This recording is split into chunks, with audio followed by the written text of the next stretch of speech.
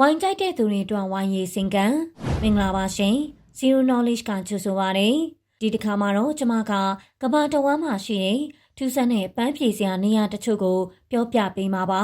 နံပါတ်1ငါးကော်ဖီဆိုင်ဗီယက်နမ်နိုင်ငံဟိုချီမင်းမြို့မှာတော့ Fish Cave ဆိုတာလူကြိုက်များပြီးကြော်ကြားတဲ့ပန်းဖြေနေရာတစ်ခုဖြစ်ပါတယ်Fish Cave ဆိုတဲ့တိုင်းငါးကန်ထဲမှာစပွဲဝိုင်းတွေပြုလုပ်ထားတာမို့ကော်ဖီတောင်းရင်းနဲ့ဘေးပတ်ပတ်လေးကငါးလှလေးတွေကိုကြည့်ပြီးစိတ်အပန်းပြေစေပါတယ်။နံပါတ်2ဝိုင်းရီစိန်ကန်ဒါကတော့ဝိုင်းကြိုက်နေတဲ့သူတွေအတွက်အထူးရီစိန်ကန်တစ်ခုပါ။ဂျပန်နိုင်ငံက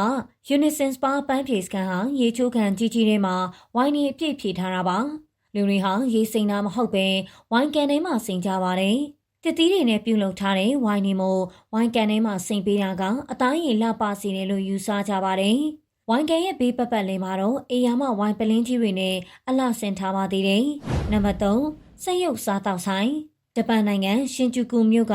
စက်ရုပ်စားတောက်ဆိုင်ကတော့စပွဲထိုးဝန်ထမ်းတွေကိုစက်ရုပ်တွေပဲအသုံးပြုထားတာပါ။စားတောက်ဆိုင်ထဲမှာစက်ရုပ်တွေနဲ့ကပြဖျော်ပေးပြီးစက်ရုပ်ဝန်ထမ်းတွေကပဲဧည့်ခံပေးတာမို့အမြင်ထူးခြားနေပြီးဂျပန်လူမျိုးတွေကတော့အရန်ကြိုက်ကြပါတယ်